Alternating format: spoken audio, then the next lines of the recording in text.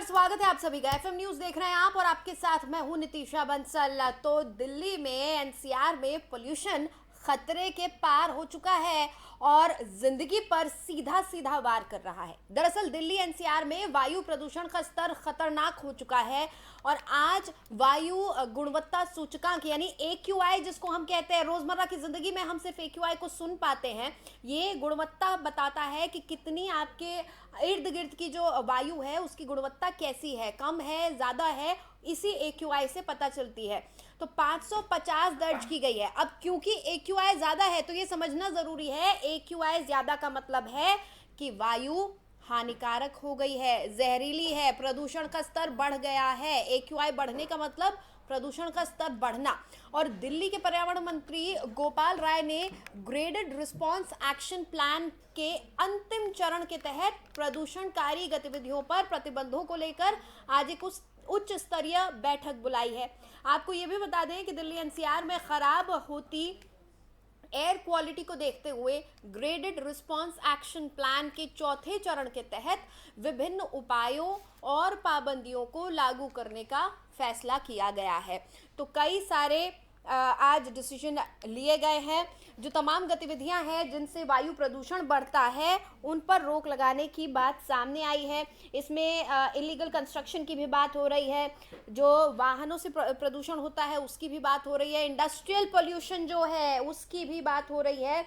इसके साथ ही कई अहम फैसले लिए जा रहे हैं। देखिए, नोएडा में तो ये कह दिया गया है, जो गौतम बुद्ध नगर है यहाँ पर कह दिया गया है 1 से लेकर कक्षा 8 तक के बच्चों की ऑनलाइन क्लासेस कर दी जाएं और 9वीं से लेकर 12वीं तक की भी ऑनलाइन हो सकती हैं, इस पर भी काम किया जाए। इसके अलावा दिल्ली में भी बात कही जा रही है कि दिल्ली में भी ऑनलाइन क्लासेस शुरू होंगी। तमाम तरीके की कवायदें की जा रही हैं ताकि बच्चे, क्योंकि सबसे ज़्यादा वल्नरेबल होते हैं किसी भी बीमारी या किसी भी तरह की जो फिजिकल स्ट्रेस होता है उसके लिए, उनकी इम्यूनिटी इतनी स्ट्रांग नहीं होती है, इसलिए बच्चों को सबसे पहले प्रोटेक्ट करने की, उनको बचा कर रखने की कोशिश की जा रही है। लेकिन सवाल ये उठ रहा है कि ये हर साल का किस्सा है और बीते 3 दिन से एफएम न्यूज खुद हर रोज इस पर चर्चा कर रहा है। हर रोज हम सवाल कर रहे हैं तमाम सियासतदानों से, तमाम अफसरान से कि आखिर इस प्रदूषण से निजात कब मिलेगी और क्यों लगातार ये प्रदूषण बढ़ता चला जा रहा है। एक दिन दिवाली के अगले दिन प्रदूषण कम था तो जो दिल्ली सरकार है उसने अपनी पीठ थपथपाई, लेकिन उसके बाद क्या, उसके बाद से लगातार प्रदूषण बढ़ता चला जा रहा है। छठ पर भी हमने देखा किस तरह की तस्वीर यमुना की सामने आ रही थी, वो भी प्रदूषण का ही एक नमूना है। और दिल्ली में एनसीआर में जो माहौल इस वक्त बना हुआ है वो बेहद खतरनाक है। अब इसका इल्ज़ाम आसपास के तमाम इलाकों पर भी लगाया जा रहा है। और आपको बता दें कि केंद्रीय मंत्री ने ये कहा है कि पंजाब में जो पराली जलाई जाती है, इस बार 19% ज़्यादा पराली जलाई गई है। 19% ज़्यादा पराली जलाए जाने के बाद केंद्र के मंत्री ने कही है, बीजेपी की तरफ से आई है। वहीं दूसरी तरफ अरविंद केजरीवाल भी आज कह चुके हैं कि पंजाब में अगर पराली जलाई जा रही है तो इससे हम मुंह नहीं मोड़ सकते हैं, इसमें हमारी गलती है क्योंकि पंजाब में हमारी ही सरकार है। तो तमाम सवाल खड़े हो रहे हैं और सबसे बड़ा सवाल तो ये है कि इसको लेकर बयानबाजी सामने आ रही है, बैठकें बुलाई जा रही हैं, लेकिन ये सब कुछ बयानबाजी में तो देखिए सिर्फ राजनीति चमकाई जा रही है, अपनी राजनीतिक रोटियां सेकी जा रही है, उससे जनता को कोई फायदा नहीं हो रहा है, जनता उल्टे पिसे जा रही है। लेकिन जो मीटिंग्स अब बुलाई जा रही है, जो कदम उठाए जाने की बात कही जा रही है, ये पहले से क्यों नहीं हो जाता? क्योंकि हर साल का ये किस्सा है। हर साल हमें पता है कि दिवाली के आसपास से जब सर्दी बढ़ने लगती है, जब मौसम करवट बदलने लगता है, तो ये सुहाना मौसम अपने साथ बढ़ते प्रदूषण को भी लेकर आता है और ऐसे में लोगों को दिक्कतें होती हैं। अब सवाल ये उठता है, कई लोगों को जिनको एस्थमा है, जिनको सांस संबंधी कोई भी दिक्कतें हैं, जो कोरोना से हाल में उठे हैं या फिर कोरोना से पीड़ित रहे हैं, उनमें कई कॉम्प्लिकेशंस देखे गए हैं। तो इन तमाम लोगों को कितना ये प्रदूषण इफेक्ट कर सकता है, तो इन तमाम चीज़ों पर बात हो रही है। इनको कौन हल करेगा? क्यों इसके लिए पहले से नहीं उठाए गए कदम?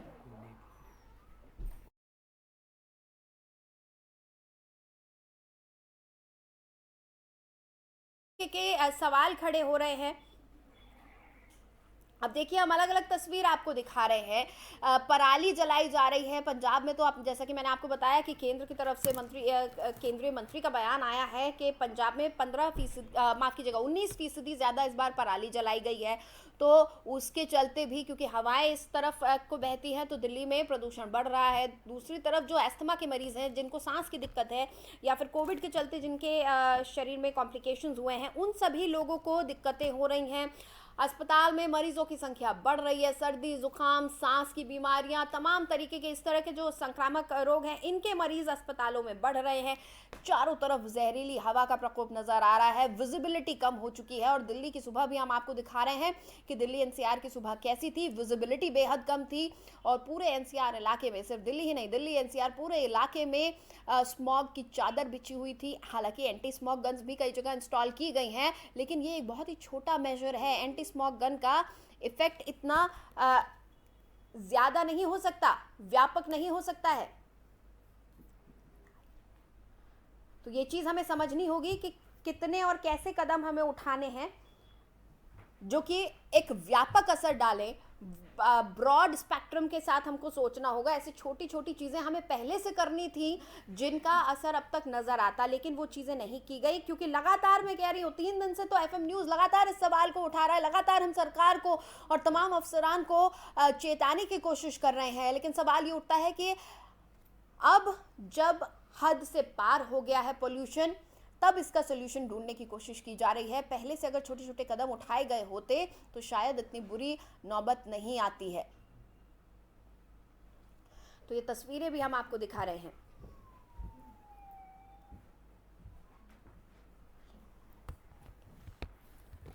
और हमारे साथ इसी पर आज हम चर्चा करने के लिए हमारे साथ कुछ खास मेहमान भी जुड़ रहे हैं, साथ ही मेरे सहयोगी भी मेरे साथ जुड़ रहे हैं। चर्चा को हम शुरू करेंगे। मेरे साथ इस वक्त मेरे सहयोगी अजीत कुमार जुड़े हुए हैं, दिल्ली से मेरे साथ जुड़े हुए हैं। और इसके साथ ही मेरे साथ कुलदीप मलिक जी जुड़े हुए हैं जो कि पर्यावरणविद हैं। और आनंद शर्मा जी मेरे साथ जुड़े हुए हैं जो कि मौसम विशेषज्ञ हैं। बहुत बहुत स्वागत है आपका। नमस्कार।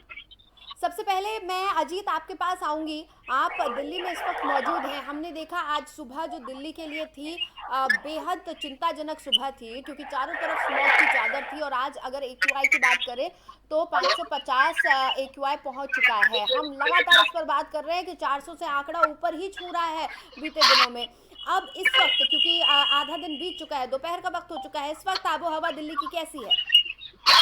बिल्कुल नितिशा, बताना चाहूंगा राजधानी दिल्ली में बात करूं, अगर मैं आज शुक्रवार के दिन अगर सुबह का मौसम की बात करूं तो पूरी दिल्ली प्रदूषण की चादर में लिपटी हुई थी। जी हाँ, मैं यहाँ पर ये कहना चाहूंगा कोहरे की चादर में नहीं, प्रदूषण की चादर में लिपटी हुई थी क्योंकि जो दिल्ली में जो एक्यूआई लेवल है वो 400 पार दर्ज किया जा रहा है। तो जिस तरीके से दिल्ली में एक्यूआई लेवल पार जाता जा रहा है वो कहीं ना कहीं तमाम दिल्ली वासियों के लिए, तमाम सिविक एजेंसियों के लिए, तमाम सरकार के लिए वो चिंताजनक साबित हो रही है। हालांकि इस समय दोपहर का समय, तो इस समय राजधानी दिल्ली की जो हवा है उसमें बेहद कुछ हद तक काफी सुधार जरूर देखने को मिला है, लेकिन जिस तरीके से लगातार जो दिल्ली की जो हवा है वो जहरीली होती जा रही है, वो कहीं ना कहीं ये कह सकते हैं कि दिल्ली एक तरीके से अब प्रदूषण के लिहाज से गैस चैम्बर बनती जा रही है। या दूसरी तरफ अगर हम शब्दों में कहें तो कहीं ना कहीं दूसरे ही शब्दों में दिल्ली में आपातकाल भी घोषित कहा जा सकता है, क्योंकि जिस तरीके से 400 के पार का जो आंकड़ा दर्ज किया जा रहा है एक्यूआई लेवल, वो तमाम दिल्ली वासियों के सेहत के लिए कहीं ना कहीं नुकसानदायक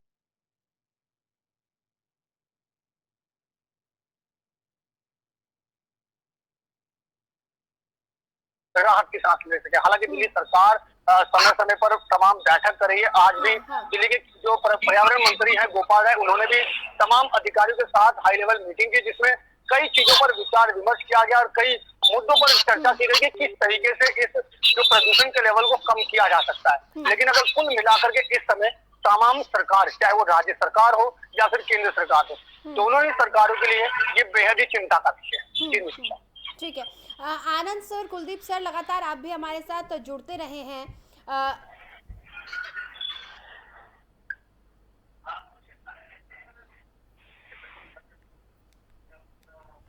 ये बेटा फोन और जी और इस वक्त मेरे एक और सहयोगी मेरे साथ जुड़ चुके हैं, ताहिर भी मेरे साथ जुड़ चुके हैं। ताहिर एनसीआर में इस वक्त मौजूद है, नोएडा से मेरे साथ जुड़े हुए हैं। सबसे पहले मैं आनंद सर आपके पास आना चाहूँगी। लगातार हम बात कर रहे हैं, कल भी हमने बात करी, परसों भी हमने बात करी कि प्रदूषण किस हद तक बढ़ता चला जा रहा है, लेकिन इस पर कोई लगाम नहीं दे पा रहा है। जो मीटिंग आप क्या कहेंगे, जो मीटिंग आज ली गई है गोपाल राय द्वारा, क्या वो मीटिंग आज से 10 दिन पहले ली गई होती, 10 दिन पहले कुछ कदम उठा लिए गए होते तो कुछ स्थिति बेहतर होती, या फिर अक्टूबर महीने की शुरुआत में, क्योंकि हमें पता है अक्टूबर अंत आने तक स्थिति बिगड़ने वाली है, तो अगर अक्टूबर महीने की शुरुआत में हमने कुछ कदम उठा लिए होते तो आज स्थिति बेहतर होती। तो देखिए वो बात सही है, मगर ये आज क्यों, ये तो इतने सालों से पहले डिसीजन लेना चाहिए। जब मालूम है कि दिल्ली में हर साल ये होता है, ये पिछले कितने सालों से ऐसा ही होता है, तो जब भी ये होता है तो टेम्परेरी मेजर्स लिए जाते हैं, उससे कोई सोल्यूशन नहीं निकल रहा है।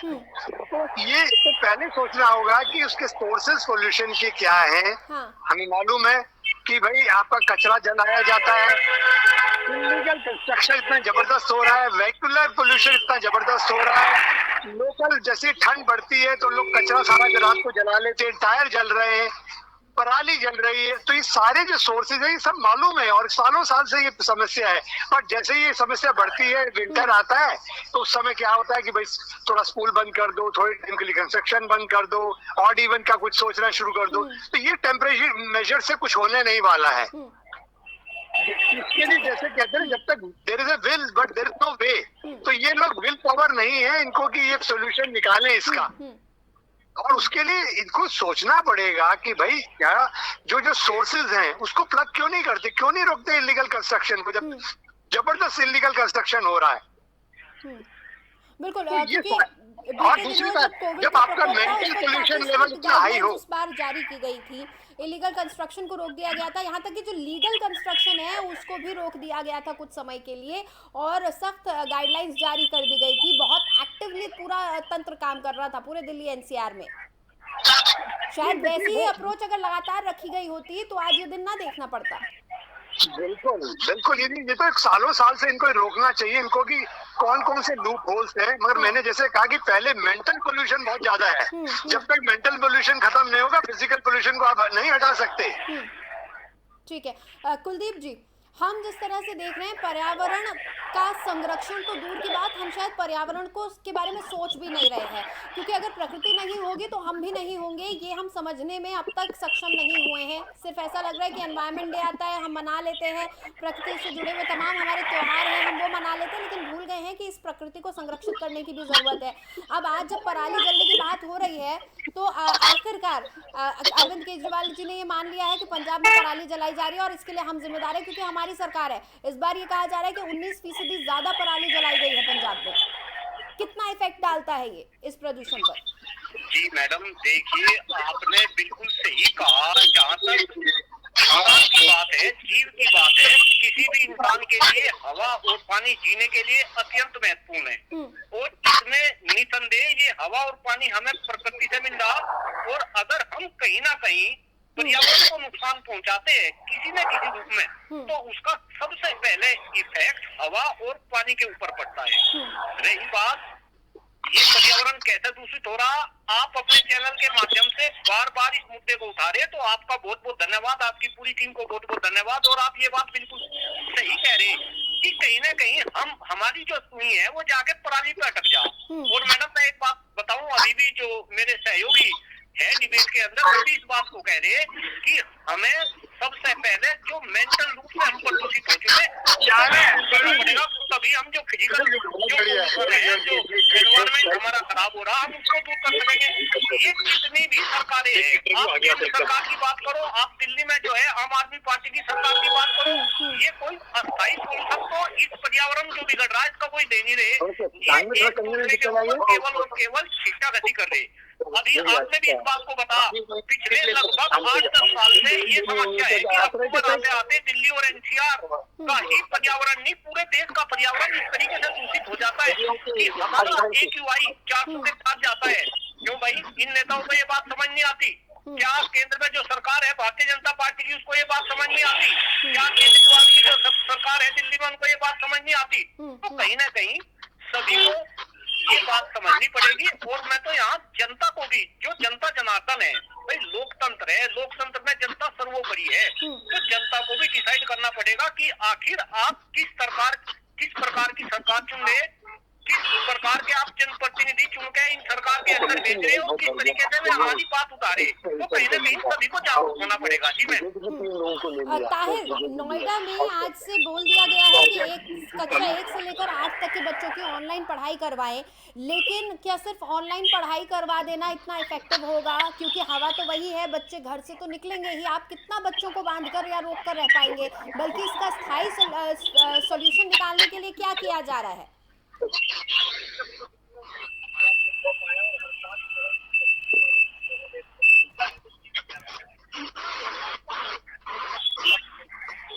ताहिर की आवाज़ हम तक नहीं पहुंच पा रही है, किसी टेक्निकल एरर की वजह से। हम दोबारा बात करने की कोशिश करेंगे। जी ताहिर, आपको आवाज़ आ रही है मेरी? जी जी।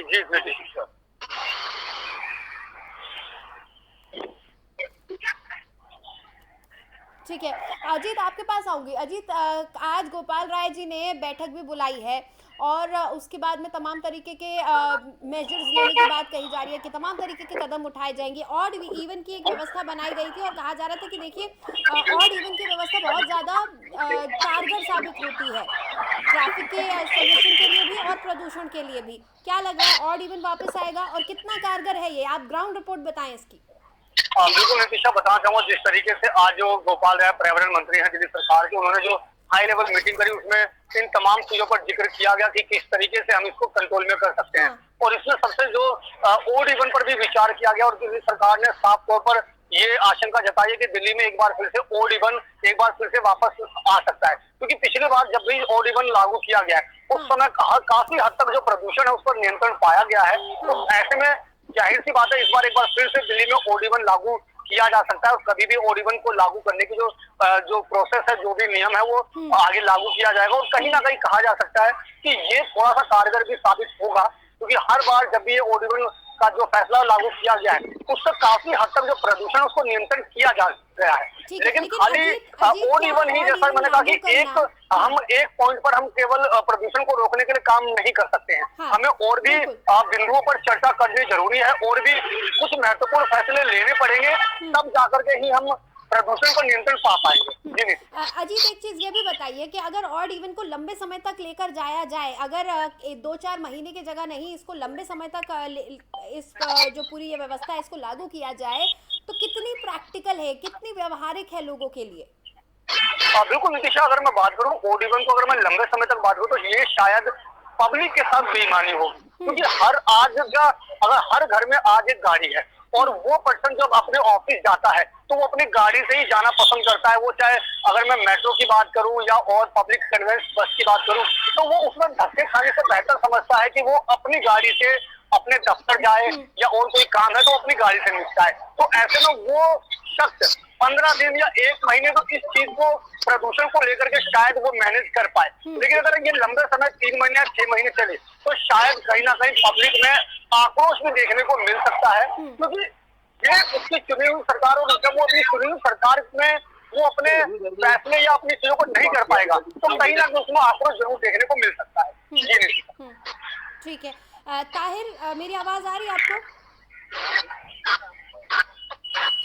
ठीक है, ताहिर से हमारी बातचीत नहीं हो पा रही है। बहरहाल आनंद जी, देखिए हमने सुना कि ऑड इवन की व्यवस्था से काफी फायदा हुआ था, लेकिन क्योंकि जी हेलो, ठीक है ताहिर, मैं आपके पास लौटूंगी। आनंद जी, जिस तरह से हम बात करें कि हमें कुछ स्थायी मेजर्स लेने होंगे, स्थायी कदम उठाने होंगे, लेकिन उसमें ऑड इवन या इस तरह की जो व्यवस्थाएं की जाती है इसमें उल्टा आम जन को ही दिक्कतें होती हैं। ये कारगर तो है लेकिन बहुत लंबे समय तक इसको लागू करना व्यवहारिक नहीं है। आप एक एक्सपर्ट हैं, आप कुछ सुझाव दें कि किस तरह के कदम उठाए जाने चाहिए जो व्यवहारिक भी हो और कारगर भी हो। ऐसा है कि इवन जो है बाकी कंट्रीज में भी ट्राई किया गया और ये सक्सेसफुल नहीं है, और यहाँ पे भी जब किया तो लोगों ने 2 गाड़ियां रख ली, एक ऑडी वाली और एक इवन वाली। तो फिर भी आप देखेंगे कि गाड़ियां उतनी आ जाएंगी सड़क पे, फिर भी लोगों को पैसे की कमी नहीं है। तो ये कोई कारगर सोल्यूशन नहीं है ऑड इवन का। जब तक इनको सुपरफिशियल एक्शन से और ये टेम्परेरी मेजर से कुछ होने नहीं वाला है, जब तक सख्ती नहीं बरती जाएगी, जब तक मैंने कहा बार बार इलीगल लीगल जो खासकर इलीगल कंस्ट्रक्शन हो रहा है उसको नहीं रोका जाएगा, पराली जलाने को नहीं रोका जाएगा, कचरा जो है उसकी व्यवस्था सही ढंग से नहीं होगी वो भी जलाया जाता है, टायर जलाए जाते हैं। अब जैसे ही विंटर बढ़ेगा सभी लोग जो खासकर जो गरीब लोग हैं फुटपाथ पे रह रहे हैं वो सारे कचरा पॉलीथीन टायर सब जलाना शुरू कर देते हैं। तो जितने भी सोर्सेज हैं उन सबको प्लग करना पड़ेगा और स्ट्रिक्ट एक्शन लेना पड़ेगा, जो कि सरकारें नहीं ले रही हैं। सबसे बड़ी बात है। और जब तक ये एक्शन नहीं होगा ये टेम्परेरी मेजर्स फॉग मशीन और ये इनसे कुछ नहीं होने वाला। ठीक है ताहिर, मैं आपसे पूछ रही थी कि क्लासेस ऑनलाइन करने की बात तो कही गई है, लेकिन क्या कोई स्थायी समाधान निकलता दिख रहा है गौतम बुद्ध नगर के लिए?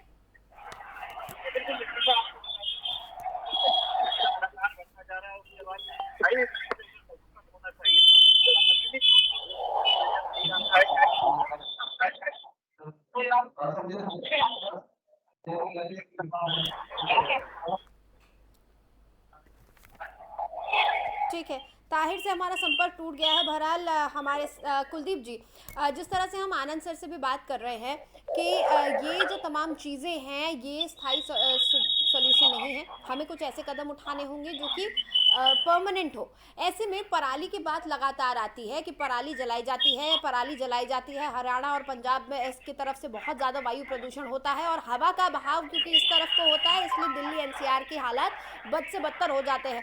पराली के लिए और क्या किया जा सकता है? पराली, क्योंकि सरकार कई तरह की चीज़ें कहती है। अब तक तो आम आदमी पार्टी सरकार कह रही थी कि पंजाब में तो पराली डिकम्पोज की जा रही है, लेकिन अब जब आंकड़े सामने आए हैं तो केजरीवाल जी ने भी माना है कि पराली पहले से ज़्यादा जलाई जा रही है। पराली का क्या सोल्यूशन निकल सकता है जो पर्यावरण के लिए भी अच्छा हो और किसानों के लिए भी उसको लागू करना आसान हो? देखिए मैडम, मेरी समझ में तो एक बात नहीं आती। मैं आपको बताऊं कि मैं भी एक किसान परिवार से बिलोंग करता हूं, मेरा रिश्ता किसान परिवार से है। अगर किसान पराली नहीं जलाएगा, ये सरकार को भी पता, और ये कोई आज इस साल की बात नहीं, ये लगभग 10-12 साल से अब दिल्ली और एनसीआर में ये प्रदूषण की समस्या हो रही, और ये समस्या हर साल आती है। हर साल धान की खेती होती है, वो धान की खेती जब कटती है तो किसान खेतों में पराली जलाता है। अगर किसान पराली नहीं जलाएगा तो क्या किसान उस पराली को लेकर अपने घर में रखेगा और उसको जो है घर में रखेगा लाके? तो कहीं ना कहीं ये सोल्यूशन भी सरकार को देना पड़ेगा।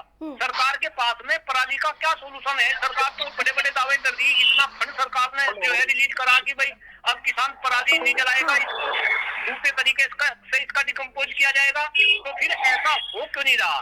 ये तो क्वेश्चन हमें सरकार से करने पड़ेंगे और सरकार के लोगों को इसका आंसर देना पड़ेगा। मेरी तो समझ में ये नहीं आ रही कि पब्लिक का सरकार कब तक बेवकूफ बनाएगी और पब्लिक कब तक ऐसे ही चुपचाप बैठी रहेगी। अरे आपके पास सांस लेने के लिए हवा नहीं छोड़ी, पीने के लिए पानी नहीं छोड़ा, खाने के लिए शुद्ध खाद्यान्न नहीं छोड़ा, हमारे पास जल जंगल और जमीन नहीं छोड़ी। ये पर्यावरण इतना खराब होता जा रहा, आखिर कहीं ना कहीं हम जनता को जागना पड़ेगा, जागरूक होना पड़ेगा।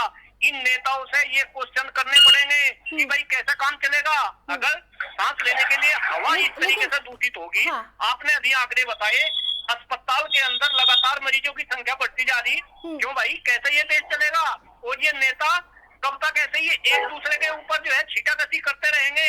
अल्टीमेटली लेकिन मलिक साहब दरअसल नेताओं को और सरकारों को मुद्दे पे बहस कर रहे हैं तो डेफिनेटली जनता इनसे सवाल करेगी। जी मैम। नहीं कुलदीप सर, देखिए नेताओं और सरकारों को आप जैसे एक्सपर्ट्स ही सही रास्ता दिखा सकते हैं कि क्या कुछ कदम उठाए जाने चाहिए। ना आमजन को इस बात की जानकारी है, ना ही सरकारों को इतना पता है। सरकार भी एक्सपर्ट्स की ही मदद लेती है और आमजन अगर सिर्फ आंदोलन करे उससे नहीं होगा। आमजन को भी ये पता होना चाहिए कि किस तरह के कदम उठाए जा सकते हैं। जी मैडम, आपने बिल्कुल सही बात कही। पराली के कई सारे रास्ते हैं। आप उस पराली को डिकम्पोज करो, आप उसको, मैं तो कहीं ये अध्ययन कर रहा था कि सड़क निर्माण के कार्य में जो है पराली यूज हो सकती है, आप पेपर निर्माण के कार्य में जो है पराली का यूज कर सकते हैं, और भी कई सारे तरीके हैं जहाँ पे जो है पराली का यूज किया जा सकता है और इससे किसानों की आय को भी बढ़ाया जा सकता है। लेकिन ये सारे के सारे इनिशिएटिव हम और आप नहीं लेंगे, ये बुद्धिजीवी लोग या एक्सपर्ट लोग इनिशिएटिव नहीं लेंगे, ये इनिशिएटिव तो सरकार को लेना पड़ेगा। अब दिक्कत क्या है यहाँ पे? सरकार का भी क्योंकि काम चल रहा, अब सरकार का काम चल रहा है, यहाँ पे होना क्या चाहिए लोकतंत्र के अंदर। देखो मैडम, बहुत ही बड़ी बात आपके चैनल के माध्यम से मैं यहाँ पे आपके दर्शकों को बताना चाह रहा कि लोकतंत्र के अंदर जो सरकारें हैं, सरकार कहीं न कहीं जो आम इंसान है उनके मुद्दों के ऊपर चलनी चाहिए। लेकिन आज का समय ऐसा है कि ये उल्टा काम हो रहा, जो सरकार है वो अपने मुद्दे फिट कर रही, आम इंसान के मुद्दे सरकार के पास है ही नहीं। आम इंसान के मुद्दे है शिक्षा व्यवस्था, खराब होता हुआ पर्यावरण, समीकरणिकता हुआ स्वास्थ्य, इस देश की बढ़ती हुई जनसंख्या।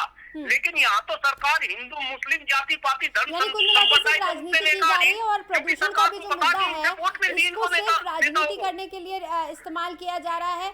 हर साल इसी तरह से चर्चाएं होती हैं, इसी तरह से बातचीत होती है और उसी के लिए एक मुद्दा तैयार कर लिया गया है बीते 8-9 सालों से कि हर साल अक्टूबर माह का अंत आएगा और एक बार फिर प्रदूषण को लेकर बयानबाजियां होंगी, आरोप प्रत्यारोप होंगे, राज्य सरकारें केंद्र राज्य सरकारों पर इल्जामात लगाएंगे। बहरहाल समय हमें फिलहाल इतने की ही इजाजत देता है। बहुत बहुत धन्यवाद कुलदीप मलक जी, बहुत बहुत धन्यवाद आनंद शर्मा जी हमारे साथ जुड़ने के लिए। साथ ही अजीत और ताहिर आपका भी बहुत बहुत शुक्रिया इस तमाम जानकारी के लिए। बहुत बहुत धन्यवाद। तो तमाम तस्वीरें हम देख रहे हैं किस तरह से दिल्ली एनसीआर की हवा जहरीली होती जा रही है और पूरा का पूरा दिल्ली एनसीआर आज सुबह भी एक बार फिर स्मॉग की चादर से ढका हुआ था। जगह जगह एंटी स्मॉग गन्स का इस्तेमाल किया जा रहा है, लेकिन ये समझना ज़रूरी होगा कि बच्चों की क्लासेस को ऑनलाइन कर देना, सुबह सैर पर ना जाना या फिर एंटी स्मॉग गन्स का इस्तेमाल करना या फिर एक छोटे स्तर पर जो निर्माण कार्य है उनको रोक देना, ये सब अस्थायी चीज़ें हैं, ये सब अस्थायी कदम हैं। हमें अपने ब्रॉड स्पेक्ट्रम में कदम उठाने होंगे, स्थायी कदम उठाने होंगे ताकि इस प्रदूषण से निजात मिल सके और जो नुकसान हम प्रकृति को पहुंचा रहे हैं वो कितना और कब बैकफायर करेगा इसका अंदाज़ा हमें भी नहीं है, क्योंकि हमसे कहीं ज़्यादा शक्तिशाली ये प्रकृति है जिसके साथ लगातार खिलवाड़ हो रहा है। तो अगर हमें हमारी और आने वाली हमारी नस्लों की का प्रिवेंशन करना है, हमें खुद को बचाना है, तो बहुत ज़रूरी है कि हम इस प्रकृति को बचाएं, तभी जाकर हम आगे बढ़ सकते हैं। इस विकास का तभी मतलब है। बहरहाल हमारी इस खास पेशकश में फिलहाल के लिए इतना ही। खबरों के लिए आप देखते रहिए FM न्यूज़।